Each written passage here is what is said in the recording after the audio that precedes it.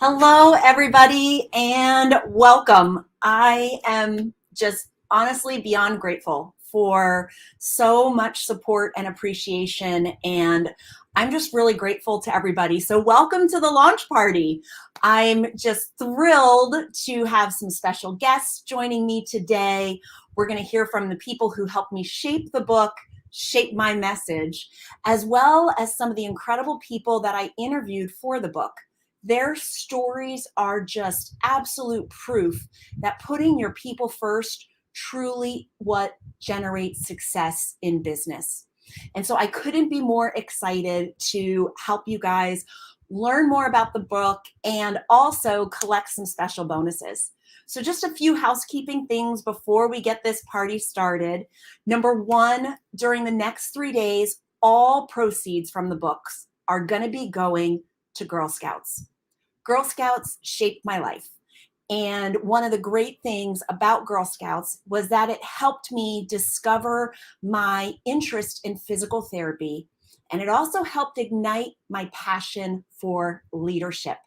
It was through some of the different opportunities that I had with Girl Scouts that I was able to absolutely achieve so many things, including becoming a Girl Scout Gold Awardee. I'm also a lifetime member. And also, I want to highlight the fact that when you go to the website, thepeoplefirstbook.com, you will have the opportunity to download all of the bonuses that I'm providing with the book.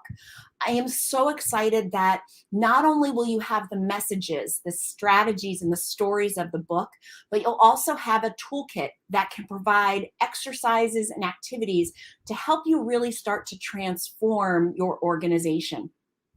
And then the other thing is there's a complimentary DISC and soft skills assessment in there for you. And I'll send you a complimentary report that gives you insight into your communication preferences, because I talk in the book about SAY, and it's our systems of communication and also your personal communication. And it also includes soft skills, because I want leaders everywhere, business owners, leaders, hoping to be emerging leaders. I want everybody to know that you all have soft skills, and it's maximizing those that can be so helpful. You'll get a free lesson for the People First companion course that I am going to be launching in just a few months. And I'm also hosting a coffee chat on September 21st. So if you download the bonuses during this first launch week, you will get registered to join that webinar. It's going to be a book club style discussion with all the folks that have taken the opportunity to read the book and join the conversation.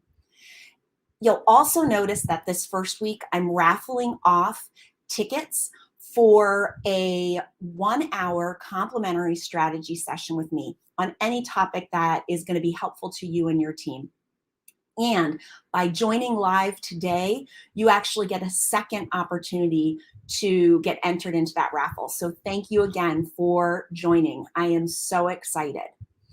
So I want to just start by talking a little bit about People First, my journey to get here, and why the messages in this book are so important and how they can truly help you help your team. I am on a mission to change the way people experience their work.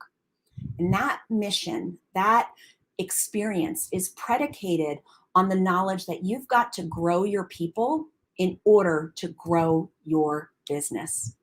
And I just can't say enough about the fact that it really comes from growth in your organization, in your leadership, and in your team members.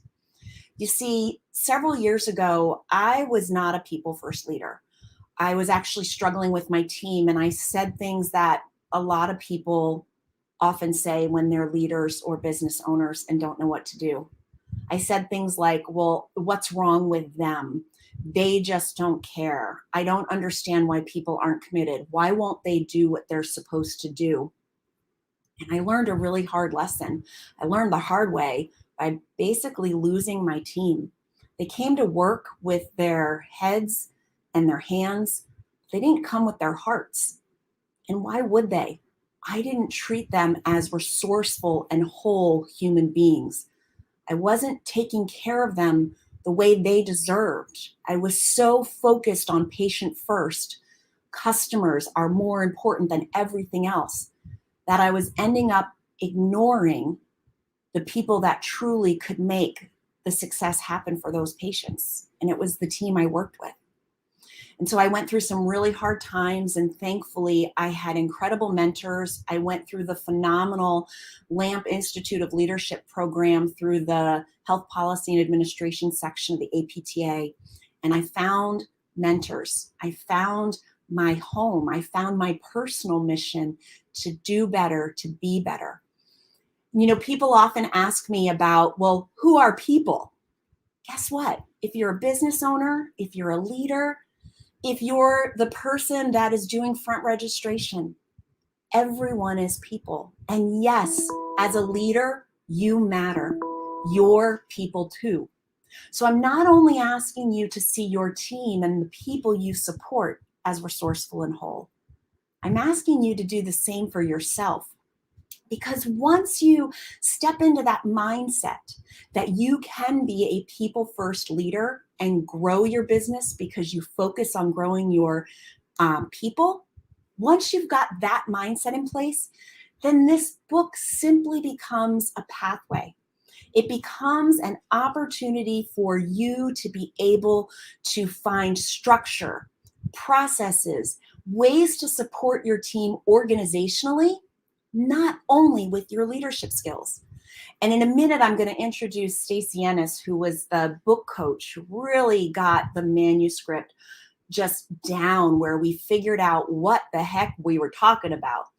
And part of what we ended up discussing was leadership versus organizational design. And I said, you know, leadership is so important.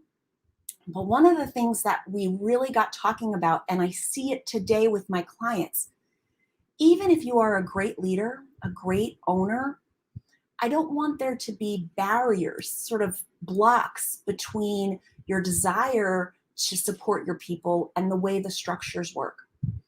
Now, some people say to me, Amy, this book doesn't apply. I'm not the business owner, so I don't have the opportunity to change our performance review process. I can't get rid of job descriptions. That's okay.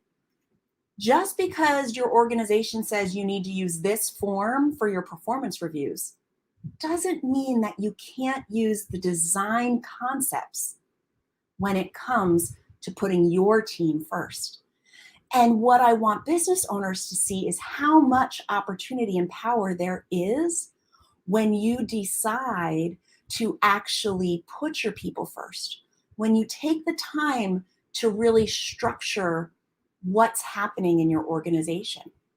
You know, one of my clients, they brought me in to start working with their leadership team. They said the managers don't seem to really know what they're doing and they could use a lot of support. And I said, okay. So we started a traditional leadership development program. And then one of the things I started to realize was, well, some of these folks aren't in the right seat on the bus. And more importantly, before we decide where they should be in the organization, I think we need to make sure that everyone is clear on what's expected, on what success looks like. And once we have those things truly organized, then we can absolutely move forward. Now we have everyone clear on what the expectations are and what success looks like, not these laundry lists. Once we have that in place, we could start to say, who's got the best skill set, the best style to match what's needed? And maybe we shifted some people around. And suddenly the managers started to feel empowered around the idea that, hey, I can do this. I know what's expected. I know how to do it. I'm going to go forth and conquer. And once they felt that support from their leaders, from the owners of the practice, they learned new ways to support their team. So I want to keep us on track, and I am thrilled, beyond thrilled, to introduce my first guest. And Stacey has shaped so much more than just the book. She has shaped even more than that because of the way that she has helped me figure out what my messages are and make sure that what I was hoping to do, we could accomplish. So, Stacy, thank you so much for joining me today. Amy, thank you for having me and congratulations. I am so excited for you. Such a Oh huge gosh, milestone. thank you so much. I just really, I can't believe that in February or January of 2020, I sat down with the amazing Ron Price, who you co-wrote Growing Influence with. And I said, Yeah. Ron, maybe someday I want to write a book. And he said, you got to talk to Stacy. And then, wouldn't you know, we have a conversation and my whole world changes. So, Stacy, tell me a little bit about the process that you took me through and how you help coach authors as they move through their nonfiction journey. Sure. Well, Amy, I very well remember our first call because as I remember, we had a couple of calls before we eventually started to work together. And I find that some of what you went through in deciding to finally take the step to write this book that was on your mind and on your heart and was so connected to your purpose, you had to think through it. You had to feel anchored in it. You had to be ready for it. And for people like you who are passionate, smart, full of ideas, committed to your work, it can feel like a really big, hairy, audacious, crazy, wild, how do I even approach this giant thing goal? And that can be understandably very scary, right? I think for you and for a lot of the people that I get the honor of supporting either one-on-one or through the work that I do my program, it's number one, you have to make that big commitment, right? And just say, okay, I'm going to do it. But then the next thing that you need to know is how do I get started and then how do I finish? How do I complete this goal?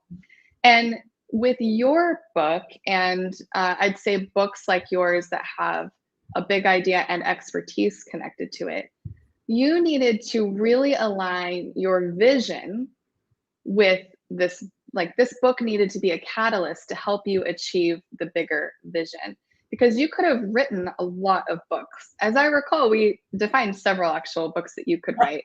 and you really could have written a lot of different books.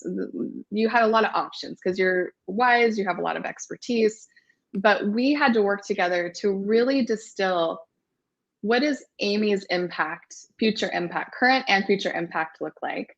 Who is that person that you can best serve with your unique knowledge, expertise, and experience? And then how do I help you? And then how do you really uncover that great book within you? That's really what our process was about. And it took some time, and it took some vulnerability and a lot of effort and a lot of intentional thought. As I remember, you spent quite a lot of time with your sticky notes, your sticky outline process, and some internal wrestling as you kind of tried to uncover, okay, what is that exact book? Who am I exactly speaking to? And I think we're going to talk about this in a moment, but you could have written a book that was very broad, but you decided to write a book that was very niche. And yeah, so it was a lot, but you were amazing through the whole process. Your commitment. I think what people should know about you and your book, anyone who doesn't know you that's tuning in, is that you did the work. I mean, you really did the internal work and then the work on the writing on this book. This was not like a, get it done, get it out. You really invested your time, your heart, your energy, your expertise to craft something that's really meaningful and useful and powerful for your readers. Oh, wow. Thank you so much. I'm so grateful. I think at one point I was so all over the place. I wanted to write a leadership book, and then I wanted to write this organizational design book, and how do we marry those? And you mentioned about my niche, and that truly was the hardest part for me, because to me, the strategies for this are universal. And so you said, Amy, yes, you absolutely have universal strategies. They can be used by so many different types of businesses. But you did encourage me to get a really clear picture of the person I wanted to picture reading the book. And one of the exercises that we did that I'd like to share today is I wrote a letter to myself as if I was someone who wanted to work with me. And I'm going to share that because it helps me remember why I wrote the book and that my goal is to be of a higher service to practice owners, to leaders, to amazing people who just need a little help. So, dear Amy, I'm writing to you at 3 a.m. because I can't sleep. I heard from Carla that you really helped her with a similar situation. We're doing great. Our practice is growing. But our frontline teams they're just not performing to the best level. We've got turnover issues, and we've got some patient complaints that I just don't understand. I'm struggling to get the staff to focus on patient experience. I really can't find good people. The leadership team wants to do more and to grow, but we're stuck. We're stuck with these frontline issues. You know, I really want to add another location and expand the number of people that we're serving. But before we can do that, we've got to get these frontline issues under control. I'm hoping that we can change the perspective of the front office. I need to get everyone on board because it's impacting our future vision. I'm so stretched. I'm way stretched. I'm having to work with the frontline staff directly because my managers just don't seem to be able to explain things well. They're not holding people accountable. Not everyone is pitching in to help. It seems like we're tripping over each other, and I can't get them to address the broken processes. I need your help to get the frontline team doing their jobs the right way with a smile. I need my managers to hold them accountable. We've got this incredible opportunity to grow, but I can't think of adding another location until we have the good people here. And I hear that from so many people. And what I want owners and leaders to see is that your people are resourceful and whole. Your front line is able to do an excellent job. If you create processes, if you create a structure that supports them. And so I thought about people who really might be experiencing this. And Stacy, that's what drove the opportunity from you to take the time to interview people. That wasn't something I had planned on. And you really encouraged me to interview. Why did you think that was going to be so helpful? Well, you know, when I get the chance to work with somebody big-hearted and amazing like you know, the last thing I'm going to do is tell you what to do, right? It's about you uncovering what is the right next step for you. And I suspected that going through that process would help you make a decision that you could really embrace and really feel anchored to in this book. What was so cool about that letter and a lot of the other work you did, I mean, I know I've already said this, but you did so much work, not only in writing the draft, but really in preparing for the draft. You created a reader persona.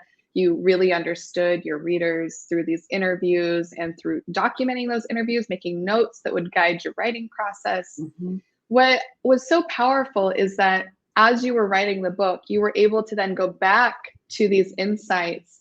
And any point when you had to make a decision on the content, you were able to remind yourself of what does this reader need? Yes. And it's always about coming back to that reader. And I think that, and correct me if I'm wrong, getting that personal exchange with your potential target readers was really validating.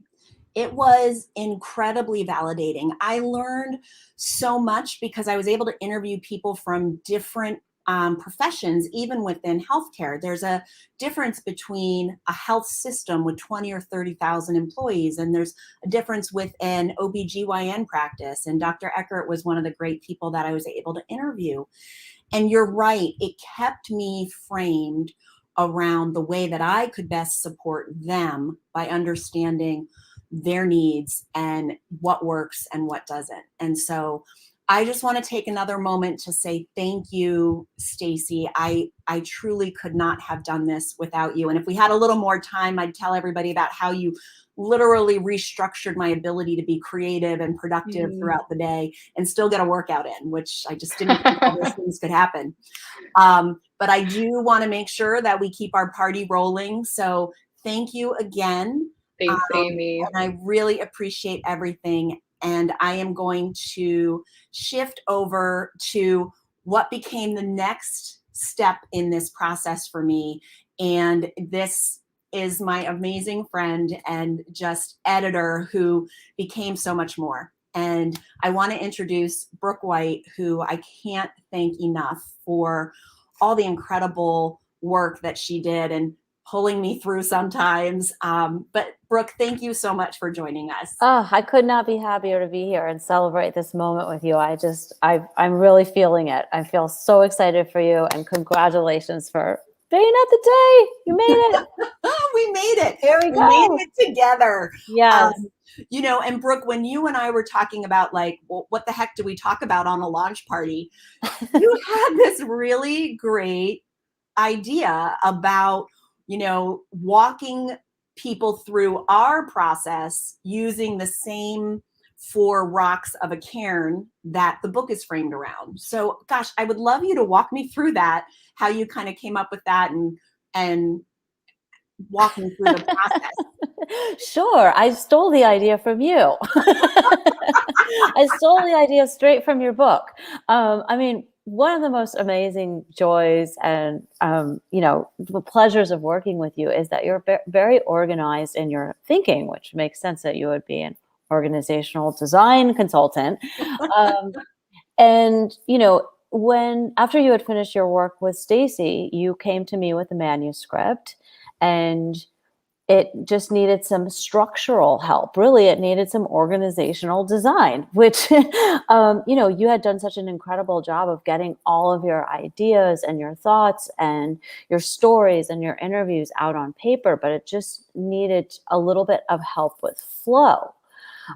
So that, as Stacy mentioned, the reader is able to have the maximum experience with the book and really retain the information and get a sense of your style and your voice and your tone and your accessibility. And I think one of the things that jumped out about your writing so quickly, immediately when I read the first draft, is just I felt your personality come through in the book. I mean, your humor and your funny way of observing various different scenarios, or just retelling, awkward workplace environment and exchanges in a way that people can really relate to. So for those of you who have not yet read the book, buy a copy today and sit down and read it, because it's so accessible.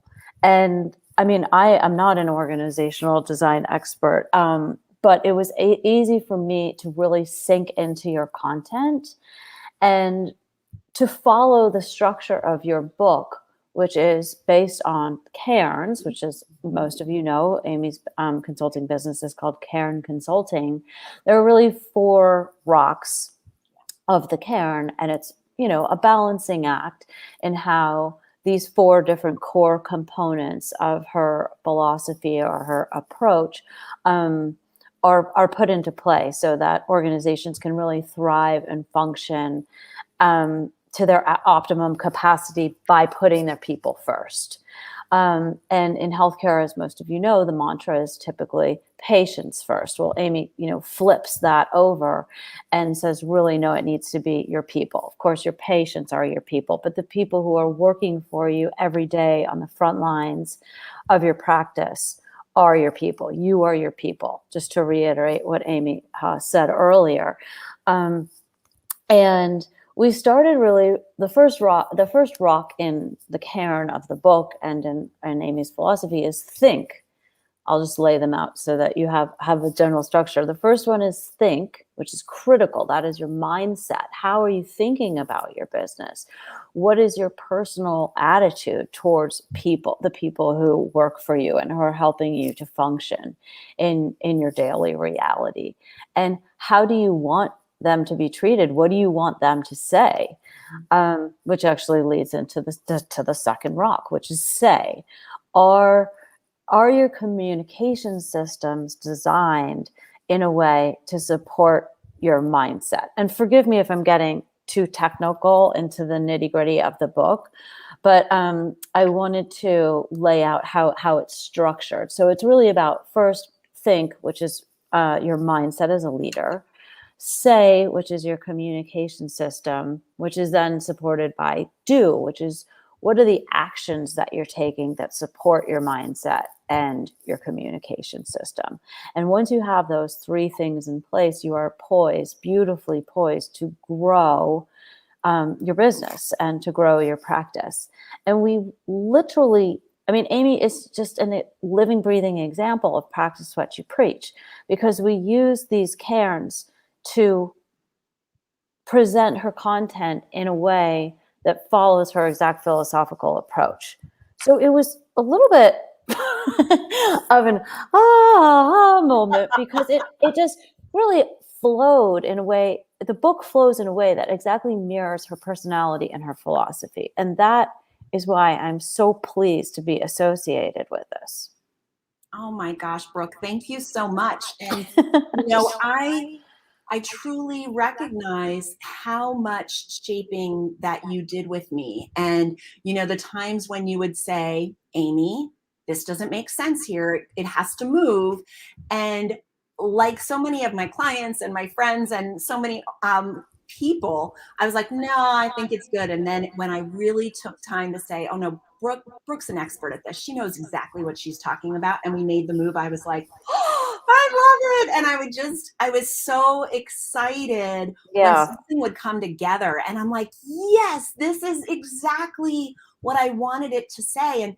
And Brooke, I talk about the fact that when I got the proof back and I read it, I said, this is the book I wanted to write. And this is the message that I wanted to come through. And you're the one that helped allow that message to come through. And I can't thank you enough for that. My absolute pleasure. I am so happy to be at this stage with you. And it's just the beginning. I mean, it's the birthday of the book. So I couldn't be happier to celebrate this with you. And I'm happy to answer any questions or go into the process a little bit more specifically. But really, I just want people to know that they really are going to enjoy this book. This is not your typical business, leadership, management, organizational design book at all. It's got really meaty, hands-on content, really great interviews with, industry experts, people who have been in the trenches. Amy's been in the trenches. Learn from their mistakes, learn from their hardships, and, be an organization that can really celebrate your people. I'm so behind your message, and I just think it just makes sense. And I think a lot of people who order a copy of the book today will feel the same way. I think this is just the beginning of a boulder picking up steam. Thank you, Brooke. I have to say, I've already had people, it's like, when you have your first kid, everybody says, well, when's your second one? Right. And I've already had people asking, well, what's next? And I'm like, can we ride this wave just a little bit? Yeah. Well, as Stacey said, you have many books inside of you. You have a lot of ideas. This isn't probably one and done. So thank you. Thank you so much. And guys, Brooke is just extraordinary, and I can't say enough about her help with this whole process. So thank you again, Brooke. My pleasure. Oh, thank you. We are going to shift gears, and we're going to move into some of the panels. And these are the incredibly talented leaders that I interviewed for the book. They shared their stories, their successes, their challenges, and one of the things that I think is most important, as Brooke was talking about, think that foundational mindset and intention is the foundation. It is the most important piece of becoming a people first leader, a people first organization. And what I love is that even if you're not quite sure, people first, it feels good, but it isn't perfect yet for you, that you're going to hear stories from people who were willing to dive into that mindset and those intentions and really just dive into it with all that they have. And so I'm going to bring in a couple different people right now. And let's see. Up there's Julianne. I see her. So we are going to bring her in. Julianne is the COO of Spooner Rehab. And I'm also going to bring in Laura Cantrell, who, there she is. Laura is now the VP of Community-Based Services for Infinity Rehab. And I think I've got Craig. There you are. Yep, there's Craig. So I'm so excited. Craig is the CEO and the president for RPI, Rehabilitation and Performance Institute. Sorry about that, Craig. And guys, for those of you watching this live, add your comments, ask questions. Thankfully, these guys are willing to give up some time to talk with us about their experiences. So please, in the chat, add in comments or any questions that you might have, and we'll look forward to those coming through. So I'm going to just ask each of you the same question to start with. And it is, to tell me about your favorite outcome or favorite moment as a people first leader. And Julianne, I'm going to go ahead and start with you, please. Are you on mute?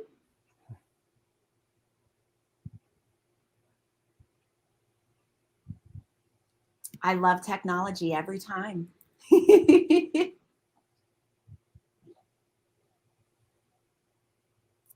Okay, we are going to come back to Julianne because she's brilliant and we'll be working to figure this out.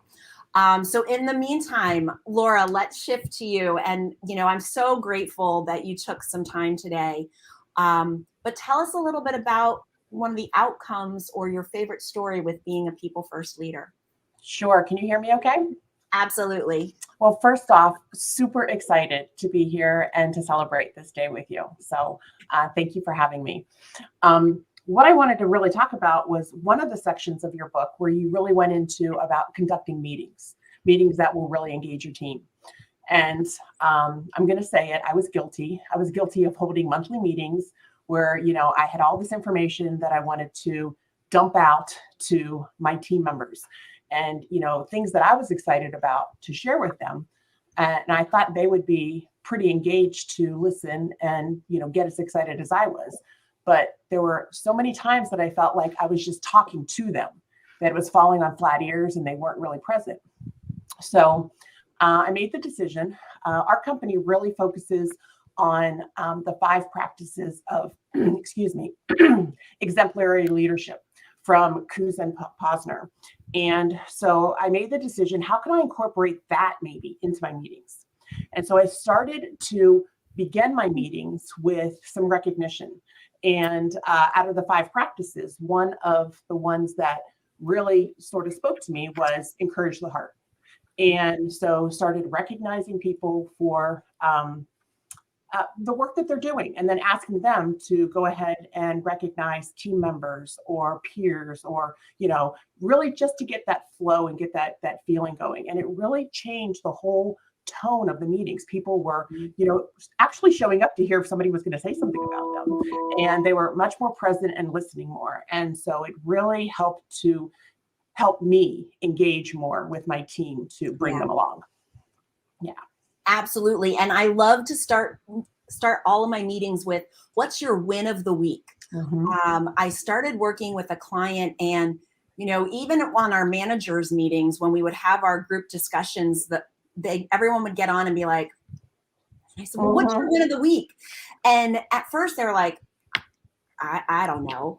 And sometimes still I have to pull it out of them, but it was always exciting when people could say, oh my gosh, here's my win of the week, because then we start looking for that instead of what's your problem of the week. So yes, thank you. And I'm going to shift over to Craig, and Laura will come back a little bit if we have some time at the end, because I've got some other questions for you. But Craig, what is it for you? It's not like a ultimate like there's this one thing that happened that really told me we were on the right track. There's Yep. so many, like the journey becomes so enjoyable that I'm literally now working with 40 people who I would hang out with if I wasn't getting paid to do it. And everybody supports each other so well. And, you know, certainly there's not that there's not challenges, but we're all working toward the same thing. And then hearing people I know, because now I'm not treating patients anymore, hearing people that I know who are going to our offices, who are telling me, I don't know, I don't even know what you guys are doing so differently, but it just feels different than any other healthcare environment I've ever been in. And I love it. And that's probably the moments where you get to see the things that your people and that the systems and processes you put in place to help them succeed, and how that plays out in front of the patient. That's probably the most powerful stuff for me. Well, and Craig, one of the most beautiful things when we had our initial conversation was you said to me, we don't have the perfect business plan. 3 of us are starting this company and we don't have a perfect business plan. We just know that we want to put our team in a position to succeed and serve their patients. And how does that still fuel you today? It makes every decision so much easier. So because you start off knowing here's what we're trying to do. This is the exact focus. It makes every little decision kind of easy. And now that I'm not making all the little decisions, it makes it easier for everybody else to know here's where we want to be with that. And it's just so much more rewarding. Yeah. Yeah. Thank you. We'll come back. But Julianne, how's your mic doing? No. Oh my goodness. I don't know. Can other people secretly hear Julianne and it's just me? No. Okay. I didn't think so. Well, we'll try again with Julianne in a little bit, and we'll see if we can figure out how to make this work. One of the things I'll share about Julianne, and she and I did a webinar a while back for MedBridge. And one of the things that she kept talking about was, listening and really making sure that you're understanding your team's needs and how to best serve them. And so there's a couple great stories in the book that she shares, and I'll save those in case she is able to join us in a second. Regardless, let's jump back to Laura and Craig. We've got a couple minutes left for any other thoughts. And one of the things that I think people say to me often is, well, Amy, this all sounds great in theory, and it sounds nice and fluffy and light and good, but it can be really hard to put into practice.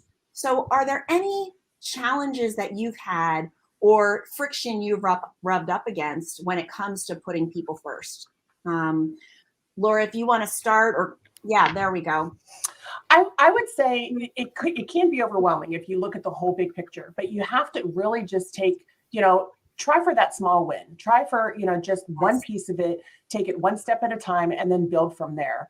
I really wouldn't say that there is a one roadmap that meets everybody's needs. I mean, you just have to, put yourself out there, be a little bit vulnerable and say, you know what, we're going to try this and see how everyone reacts to this. How can, we work together for this? And I would just say, take it baby steps, and, don't think that you're going to, nothing against the book, but you're not going to just read the book and say, hey, I've got this thing down pat. No, you've got to actually, put some work into it and try little wins. Yeah. Oh my gosh. And that's why I was so excited to be able to put together a toolkit, because it isn't just a book I want you to read and go, wasn't that interesting? Mm-hmm. I want you to have the skill set and the tools you need to actually go do it. And so I'm thrilled that we were able to put together a toolkit that goes over some of the exercises in the book. And then with the course coming out, we're going to dive even deeper into the how you get it done. There's one other thing that I love about what you said, and it's that you have to build your own Karen. Now, those aren't your words, those are mine, but it's this idea that no matter what great books you read or what things you see other people doing. At the end of the day, each cairn is unique.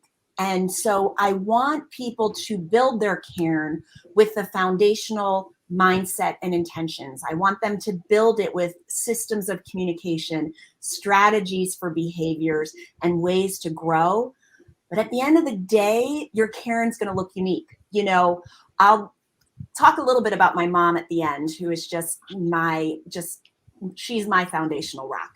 But one of the things we did as we were prepping for the launch was to thank people that interviewed for the book and things. We made 97 cairns, and we sent all of those out to people. So we've got 97 cairns. And the cool thing is, every one of them is different. And that's also what I want people to recognize, is that it is not, I have to look a certain way in order to have a successful business. You're going to have one rock that's bigger or maybe sits differently. And that's what I love. So we made 97 cairns, and every single one of them looks different. So great point, Laura. Thank you so much. Craig, what about for you? For me, I think the biggest challenge is, and you mentioned some of these things in the book, is that we're transitioning into an era of healthcare where the push is to almost make it a commodity, and to say that, like, we need to, for these people with this diagnosis, we need to do exactly this. And for these people with this diagnosis, we need to do exactly this. And I think what we've all seen is that doesn't really work. And that, especially, you know, in my world in physical therapy, like, it gives us the ability to say, we're putting a unique individual, the provider, even our front office person, or billing, we're putting those unique individuals in with this other completely unique individual who has unique needs and wants and expectations. And the only way that can possibly be successful is when you let them be themselves and prepare them to deal with the individualized aspects of healthcare that really are always going to have to be there. And what I see, so you have a lot of people who've come out and believe that, like, no, I need to make this the same for this person and this person because they might have the same diagnosis or whatever. And convincing people that you'll have much more success when you can use that individual's, you know, strengths and their needs and their wants, and even their individual time, and how much time and effort and energy they can put into this, and find a personal solution for them. And once people see it and try it, I think everybody loves it. Yeah. But it's very foreign to some people who haven't been able to work in a people first system. And, you know, that's a great point, not only with the therapist having to do that individualized care for their patients, we need to think about that as leaders as well, that, you know, not everyone is the same. And so we can't use a cookie cutter approach to supporting them. People have different things that motivate and drive them. Some people are motivated by the opportunity for personal freedom. Others are motivated by the opportunity to learn new things, and getting to know our team members is going to allow us so much more. So thank you for that excellent point. And Christine, I just saw your comment in the post come up about being a Girl Scout leader and a Gold Committee mentoring Girl Scouts. Girl Scouts is so important, and that's why I'm thrilled to give back. You know, I actually had the opportunity in 10th grade to go on a Girl Scout wider opportunity, and, you know, 50 girls from all over the country came together in Arkansas, and we learned about every aspect of healthcare. And that's where I decided I wanted to be a physical therapist. And so, my gosh, Girl Scouts literally shaped my life. So I'm so glad to see that you are still supporting and honoring Girl Scouts. Julianne, how are we doing?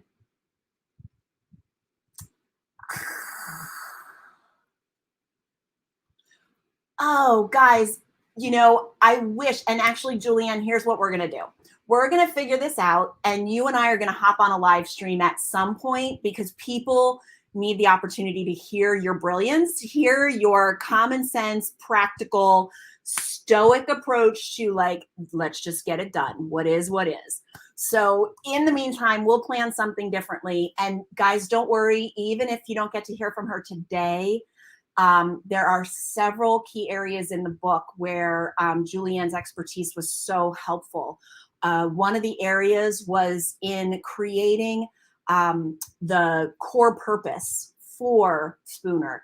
And then we talk a little bit more about orientation, and we talk about onboarding. And Julianne's organization is so committed to the long-term success that their onboarding program is 6 months to 12 months to 2 years. They've got different milestones throughout that entire process.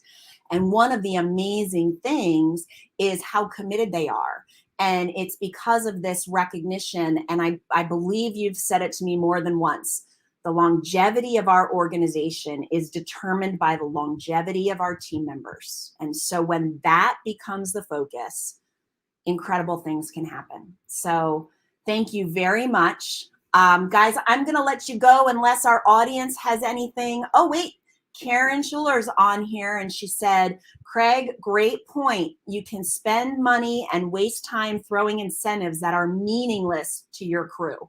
Everyone's love language and needs are different. So Craig, before we hop off, do you have any more thoughts on that? Absolutely. I think that that's why it's so hard to incentivize things just widespread as an organization. For the most part, the people's needs are really pretty basic. We all, want to be, cared for and respected and treated well. And for the most part, you can try to throw incentives in there, but if you're not doing those things, then it's not going to matter for very long anyway. So that's a really great point, Karen, that you need to prepare leaders as individuals to understand the unique needs of their team and every member on it, and that it's okay if they're different. In fact, it's better if some of those needs are different, and that's what makes us diverse as an organization and allows us to be successful for a lot of different people. Yes, excellent point. One of my clients, they're reevaluating their benefits and some of the things that they do provide to their staff, because it turns out some of the things the staff doesn't even realize is a benefit. And they said, oh, well, that's not as important to us as these things are. So as we look for ways to streamline the business, improve the finances, it actually is going to impact the staff more favorably, because we're really getting down to what matters to them. And if it's pizza parties every Friday, then we'll budget for pizza parties every Friday. But if it's something different, we're going to make sure that we're budgeting for no cap on continuing education hours and continuing education funds. So we are pivoting to what the team really needs. So great point. Listen, guys, I'm so grateful to each of you. When people read the book, they will see your stories in here, whether by name or not. The stories in here come from you. So I just want to thank you again. And we're going to shift over. Oh, Laura, thank you. We are going to shift over to our next panel. And guys, again, if you're watching us live, please jump into the chat, ask questions. Thanks, Julianne. Ask questions. What would you like to hear from folks? So we're going to shift gears, and we've got our next group of people coming up. Jane is going to join us. Here she is. And I had the opportunity to get introduced to Jane through another wonderful woman who's an administrator in a iPractice. And Jane is the practice administrator for Pennsylvania Retina Specialists, which was great because I didn't know much about that type of practice. So she was great to learn from in that way. We've also got Lori Wallace, who's joining us, and she is the CEO of Georgia Spine and Orthopedics, as well as several other subsidiaries that work with ambulatory surgery centers, physician practices, and those different types of services. And then we have one of Craig's cohorts in crime, one of the founding members of Rehab and Performance Institute, and someone who I just appreciate dearly. Sean actually was in a course that I was teaching for the LAMP Institute of Leadership. And it was in a time of transition where they were starting to look at founding their company. And it was a moment I will never forget when we were working on vision statements and Sean stood up and said, I think this might be ours. And it was so powerful that I've been in awe of it ever since. And I've loved seeing the progress that RPI has experienced and the bloom of growth that you guys have had. So welcome to all of you. Thank you very, very much. We are going to start with Jane, and I'm going to ask you that same question that I asked the previous panel. And again, guys, if you're watching this, feel free to ask a question yourself. But Jane, you have had such an extraordinary career pathway, and I know that you've had lots of people first moments and success. I wonder if there's a story that you are wanting to share in particular today. Can you hear me okay? We can hear you. Yay. First of all, congratulations. Thank you. This is a wonderful day, and I'm excited for you. I think a big turning point for me in managing was figuring out how everyone is so different as individuals, and yet there are commonalities you can find with everybody, all of your team. And when you can bring people together and get that synergy of teamwork. So when I kind of have any project going on that we're able to get people that are a little different, get together and solve issues together, it's so rewarding. It's so exciting. And inside, I'm always having that yay moment where you're just, I didn't know how that would go, but it worked well. And you build on that. And as you kind of have more and more of those times, and I agree with your other speakers when people talk about turning to your team and asking them for the solutions, because they often have the answers. It's just they're either not going to throw it out to you without, first you asking for that. And just kind of, I don't know, unifying people. I just really find that a big help when you're stuck and not knowing what to do. So I hope that answers the question. Well, and Jane, it makes me think about one of the things that I think is a skill that you possess and so many great leaders possess is you look beyond the person's technical skill. You take chances on people that really have the right heart, and you can teach them the work that needs to get done. And I'm just impressed with the fact that we talked at one point, you were going up to Penn State to do interviews, and we were on a call after that, and I said, you were driving back, and I said, how'd it go? And you're like, well, we didn't find the right person today, but that's okay, because I'd rather find the right person than rush Right. in that hiring process. And I think that's really important. Yeah, I agree. Thank you, Jane. So Laurie, what about for you? What are some of your favorite outcomes or moments? I, again, thank you, like everybody said, for allowing me to be part of this. This is so exciting, and I'm so happy for you. And you probably remember a few weeks ago when you sent me a preview of the book, I literally remember reading it that weekend and saying, oh my gosh, she just wrote this for me because I have done this for 20 something years. But even just the first couple of pages, I thought, my gosh, I thought I was really good at leadership, but the things that you talked about open my eyes of things I've forgotten or things I haven't paid attention to. And so thank you for doing this for me and my team and everybody else.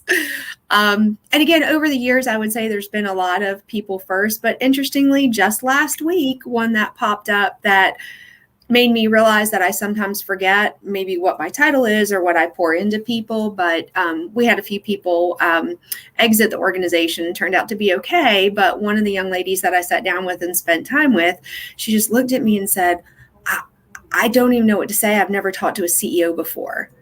And it just hurt my heart that I don't know where she's worked before, but that she felt that that was such a big thing, and that I spent time with her that day and wanted to learn about her and what she could do within the company and what her personal goals were. And it was just so fulfilling. I kind of get lost in that sometimes when you're trying to keep up with everything. And so I would say, yeah, that's just a perfect example from last week.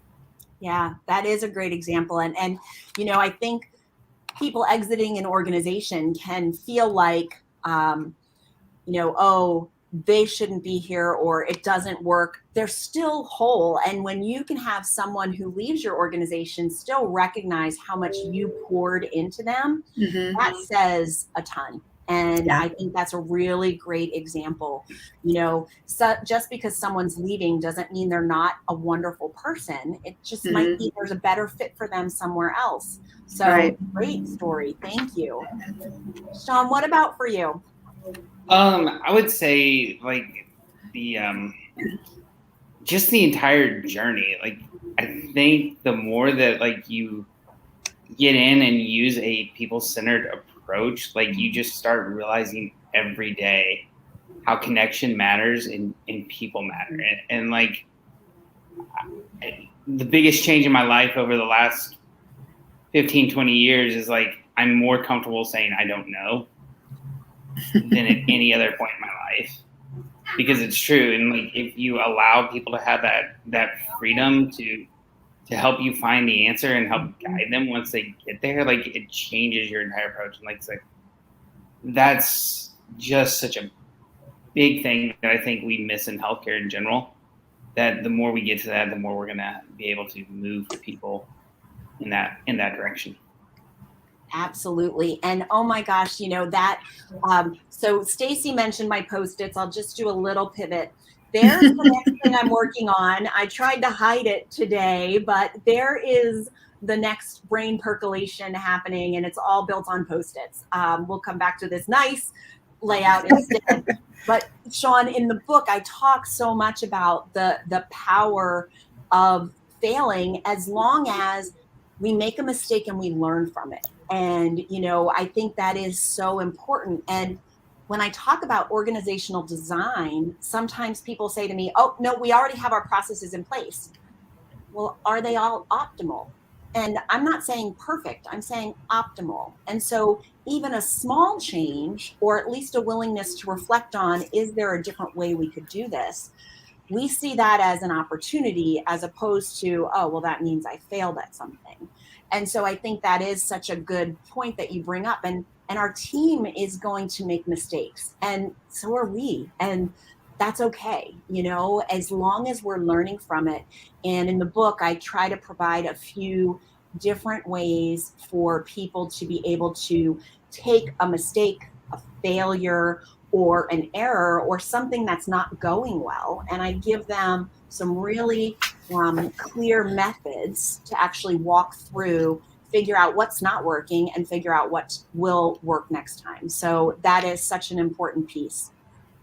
For all three of you, before we wrap up with you guys, is there anything that you along your way have found hard or challenging when you want to keep your people first and keep them as the focus? Is there any challenges that you want to share, or lessons that maybe someone in the audience could embrace?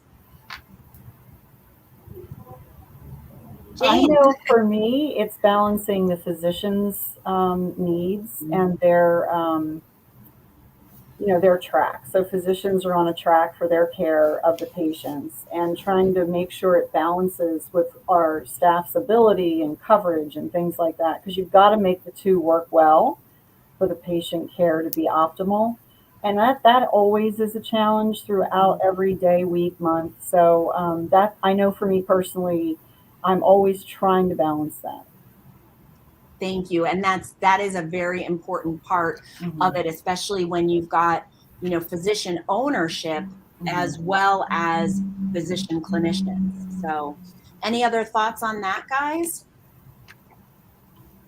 I would say just like the balance of helping people find their own pathways, because it's not our journey, it's their journey, but it's a shared journey. Right.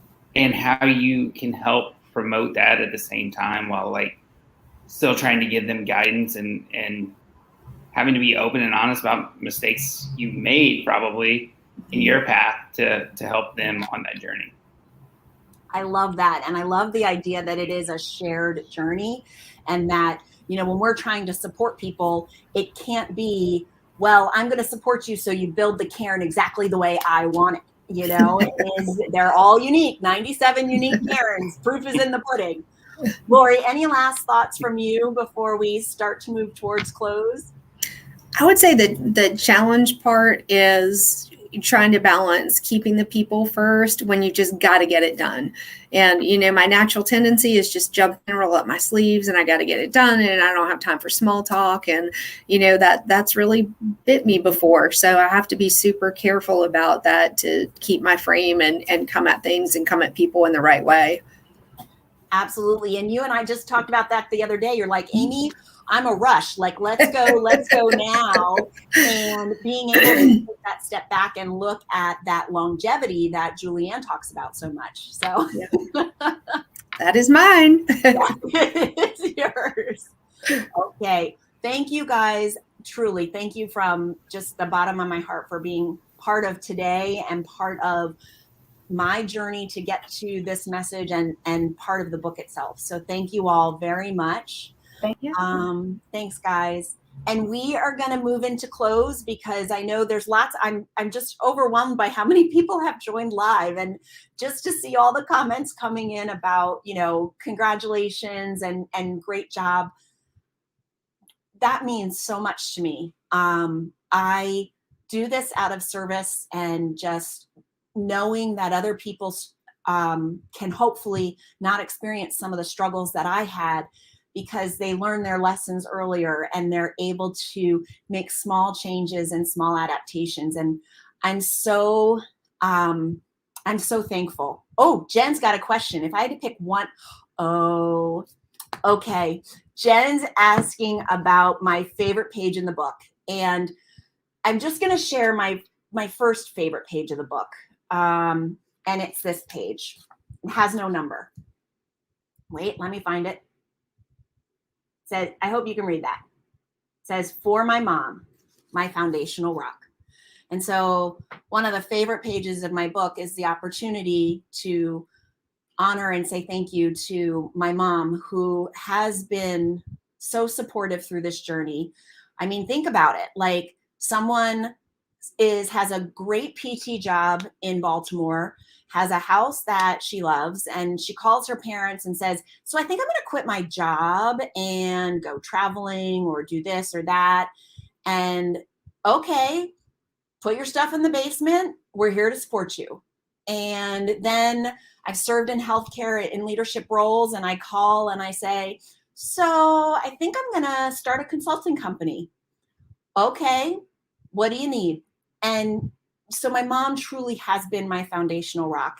And so I love that page of the book. And in fact, these gorgeous flowers came from her today. And so first and foremost, I want to thank her for that. My other favorite page of the book, well, there's two really awesome pages. And Brooke is queen of the call outs. Like, this woman, my editor, Brooke, had such skill. So I love page 12. And I love page 12 because we've flipped org charts onto their side. Because what I want leaders and owners to remember is you can't get to your customer by bulldozing through your team.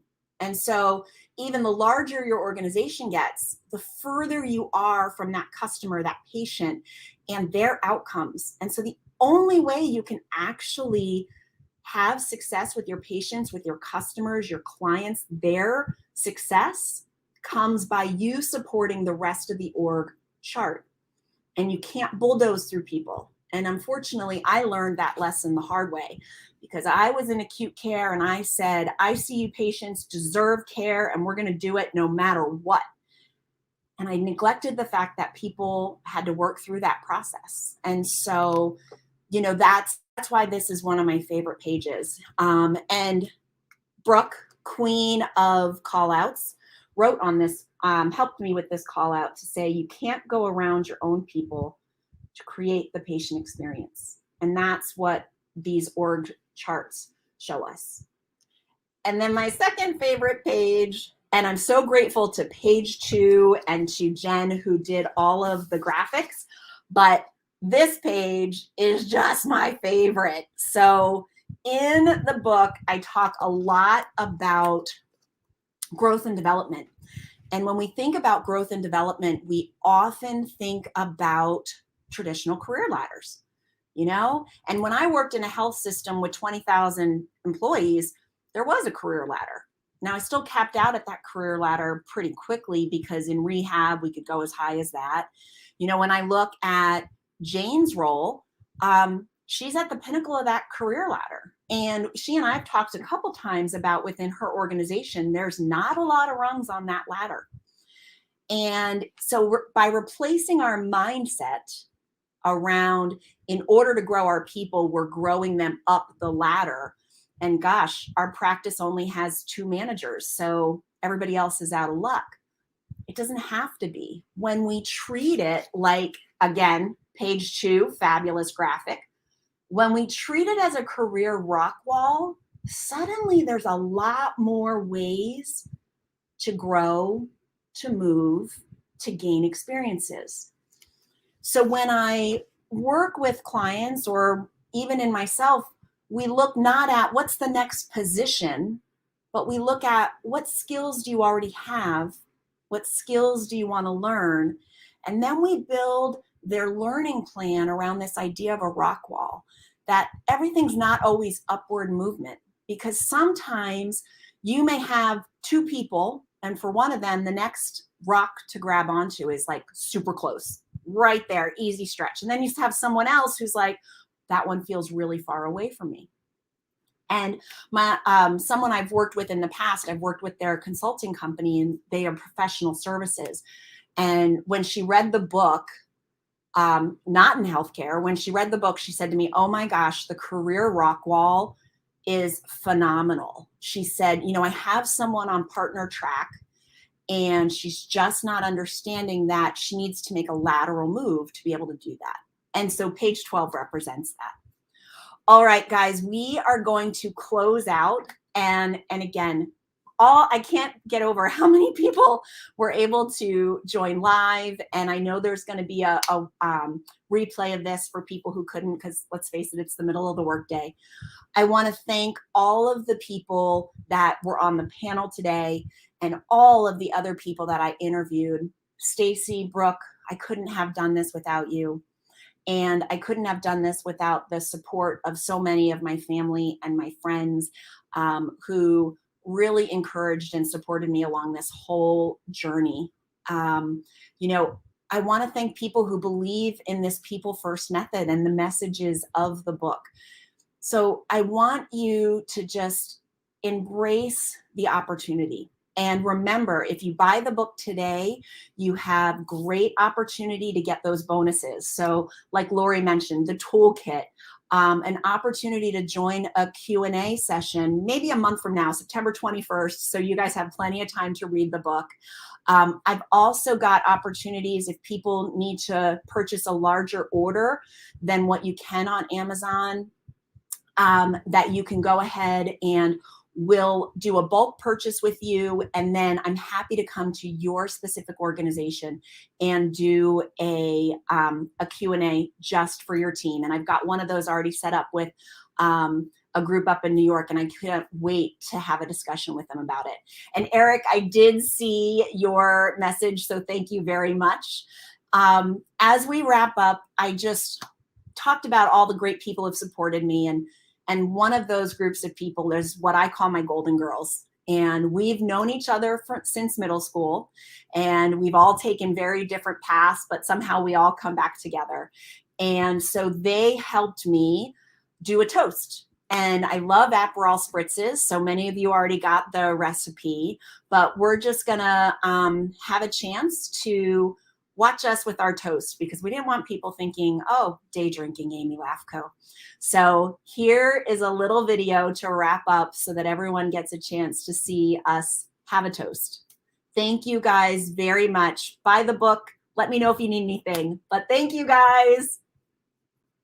Thank you guys again so much for being part of this launch party. I am so excited to get the message of people first out into the world.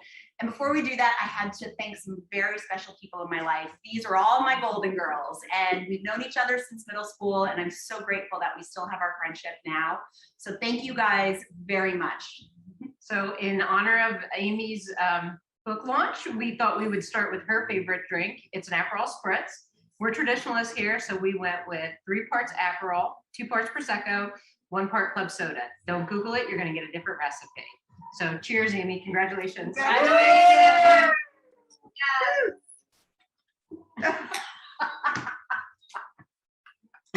Edit.